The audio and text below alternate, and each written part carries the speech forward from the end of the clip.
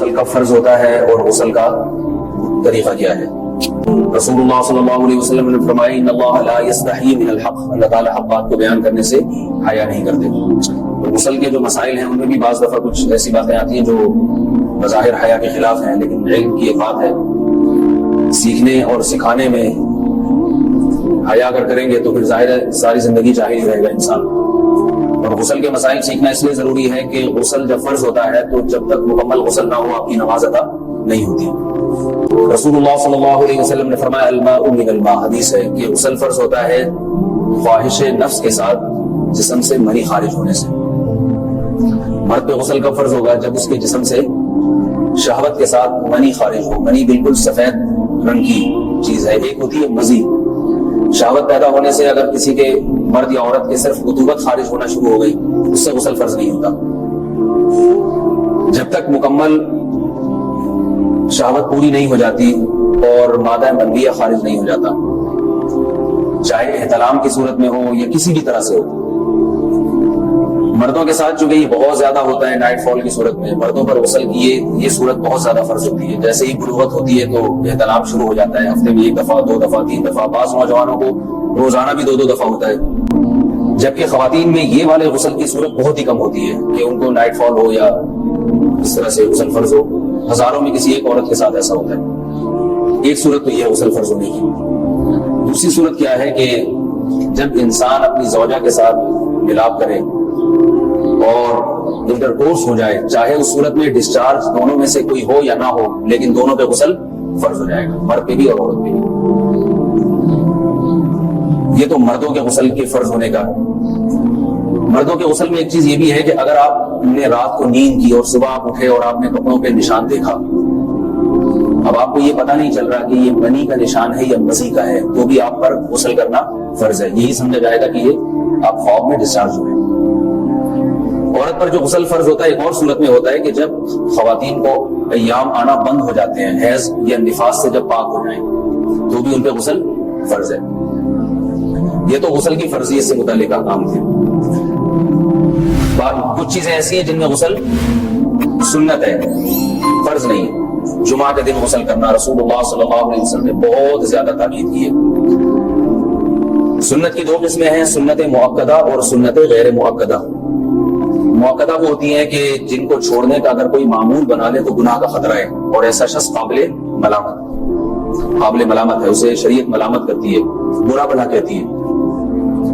تو غسل سنت موقدہ ہے ہفتے میں 1 مرتبہ، چاہے جمعے کے دن ہو یا کسی بھی دن ہو۔ جو مسلمان ہفتے میں 1 دفعہ بھی نہیں نہاتا وہ کتنا ہی نیٹ کلین ہو مگر شریعت کی نظر میں وہ قابل ملامت ہے، اسے تانے دینے چاہیے کہ شرم نہیں آتی وہ مسلمان مگر رہتے ہو بھنگیوں اور چماروں کی طرح۔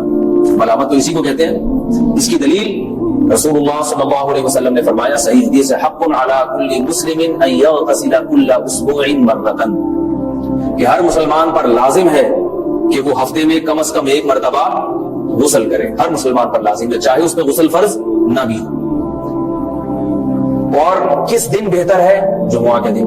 نبی صلی اللہ علیہ وسلم نے حکم دیا کہ جمعے کے دن غسل کیا جائے۔ امام احمد بن حنبل کا مذہب یہ ہے کہ جمعے کے دن غسل کرنا واجب ہے، صرف سنت نہیں ہے بلکہ واجب ہے، لیکن جمہور کا مذہب یہ ہے کہ سنت عمل ہے۔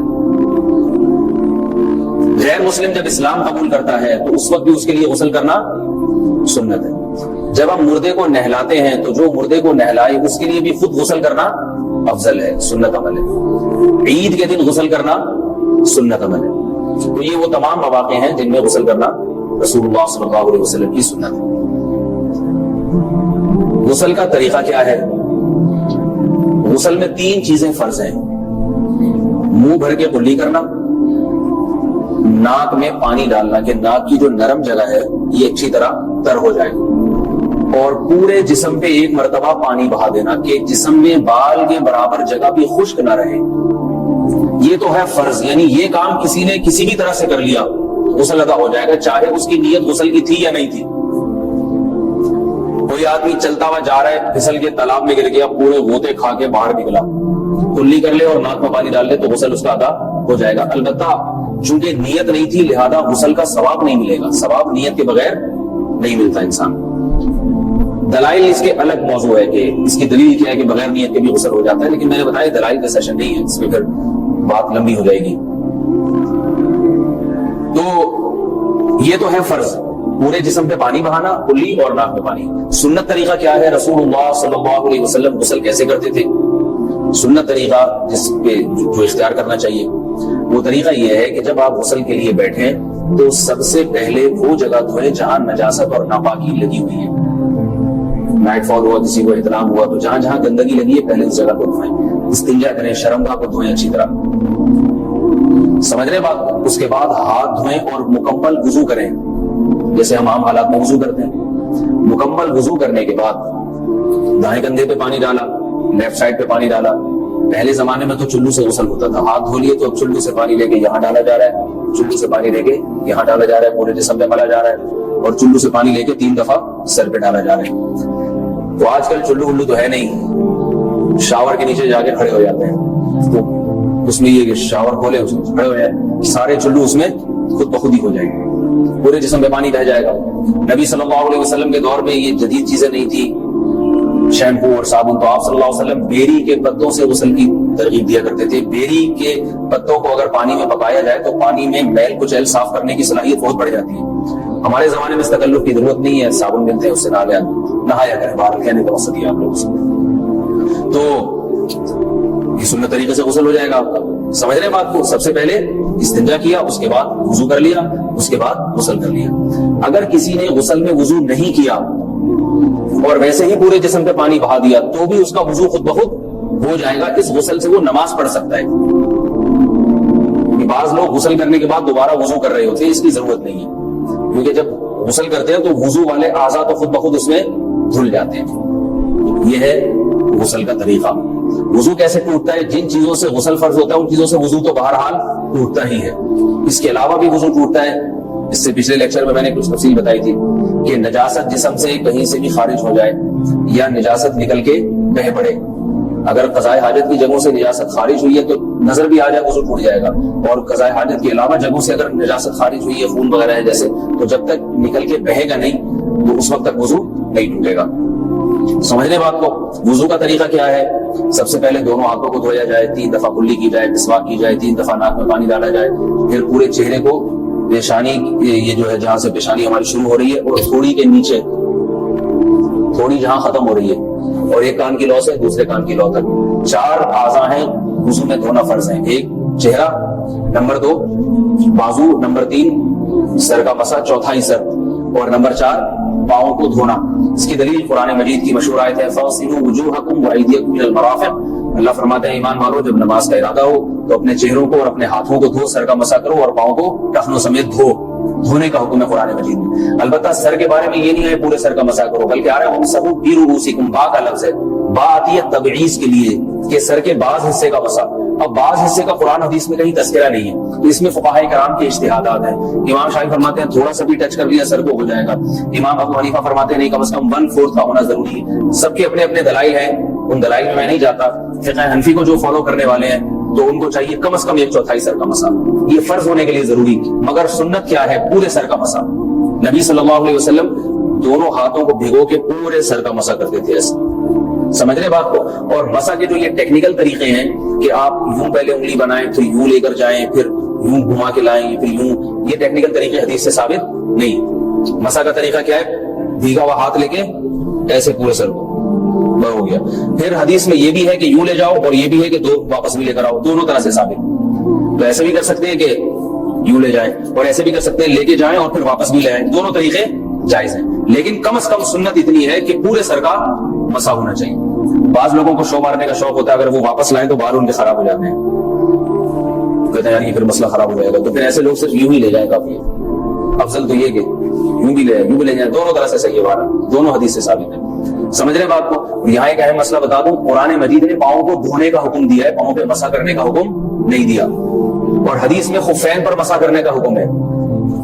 تو قرآن اور حدیث کو فقہاء نے جمع کیا ہے، لہذا وہ موزے جن میں آسانی سے پاؤں دھوئے جا سکتے ہیں ان میں چاروں ائمہ کے نزدیک پاؤں پہ مسا کرنا جائز نہیں۔ سعودی عرب میں جو بعض سلفی حضرات اور یہاں ہمارے ہاں بھی اہل حدیث حضرات نے عام موزوں پر بھی جو مسا کی ایک روایت ڈال دی ہے، اسلاف میں تابعین تبع تابعین میں اور چاروں ائمہ کے مذاہب میں اس کا ثبوت نہیں ملتا. اگر اسلاف میں کوئی قاری بھی ہے تو ایک شاذ قول، اکا دکا قول ملتا ہے، ورنہ یہ ائمہ اربعہ کے مذہب کے خلاف ہے. اور جو احادیث جو نقل ہوتی ہیں صحیح سند کے ساتھ ان کے بھی خلاف اور قرآن کی آیت کے بھی خلاف ہے.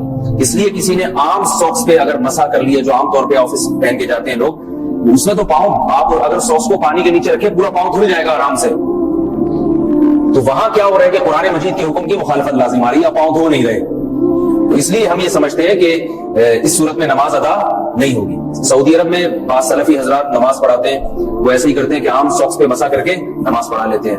تو فتویٰ اسی پر ہے کہ ان کی اگر کسی کو یقین ہے کہ اس نے عام ساکس پہ مسح کر کے نماز پڑھائی ہے تو اس کے پیچھے نماز ادا نہیں ہوگی، کیونکہ قرآن کے مطابق اس کا وضو ہوا ہی نہیں ہے. صدیوں تک کوئی بھی اس قول کا قائل نہیں رہا ہے کہ عام ساکس پہ بھی مسح ہو جاتا ہے. یہ ابن تیمیہ رحمہ اللہ تعالیٰ 7ویں صدی میں اس کے قائل تھے، اور تابعین میں اکا دکا قول ملتے ہیں اس کے، لیکن شاذ قول ہیں، مرجوح قول ہیں جن پر امت نے فتویٰ نہیں دیا. اور اب سعودی عرب میں بعض سلفی حضرات اس کے قائل ہیں. ہمارے ہاں اہل حدیث حضرات بھی چونکہ اکثر سعودی عرب کے سلفی حضرات ہی کو فالو کرتے ہیں تو انہوں نے بھی وہیں سے یہ فتویٰ لیا ہے. لیکن ائمہ اربعہ کے مذہب میں اور دلائل کے لحاظ سے دیکھا جائے تو یہ مذہب کمزور ہے. قرآن نے پاؤں کو دھونے کا حکم دیا، آپ دھوئیں گے پاؤں جب تک دھونا ممکن ہے. چمڑے کے موزے ہیں ان کو دھونا ممکن نہیں ہے اتارے بغیر، لہذا ان موزوں کے اوپر مسح ہو جائے گا. تو اس سے قرآن پر بھی عمل ہو جائے گا اور حدیث پر بھی عمل ہو جائے گا. اس لیے ائمہ اربعہ نے جو قرآن حدیث کو سمجھ کے جو فیصلہ کیا ہے اس پہ چلنا ہمارے لیے زیادہ مفید ہے بنسبت آج کل کے جو علماء ہیں ان کی اپنی ذاتی آراء پر. اس لیے یہ بھی ایک وضو سے متعلق عام مسئلہ تھا. سمجھ رہے ہیں؟ باقی تو ماشاءاللہ وضو کرنا سب کو آتا ہی ہے. اور وضو کے بعد دعا کیا ہے؟ کلمہ شہادت، اشہد ان لا الہ الا اللہ وحدہ لا شریک لہ واشہد ان محمدا عبدہ ورسولہ اللہم اجعلنی من التوابین واجعلنی من المتطہرین. اے اللہ تو مجھے بار بار توبہ کرنے والوں میں شامل کر دے اور بار بار پاکیزہ رہنے والوں میں شامل کر دے. توبہ اس لیے کہ میں نے ظاہری طہارت تو حاصل کر لی، مجھے روحانی طہارت بھی عطا کر دے. اگر میں نے گناہ کی ہو تو مجھے ان سے بھی توبہ کی توفیق عطا فرما لے تاکہ اس لحاظ سے بھی میرا وضو ہو جائے، اس لحاظ سے بھی میں پاک ہو جاؤں. سبحانک اللہم و بحمدک، اشہد ان لا الہ الا انت، استغفرک.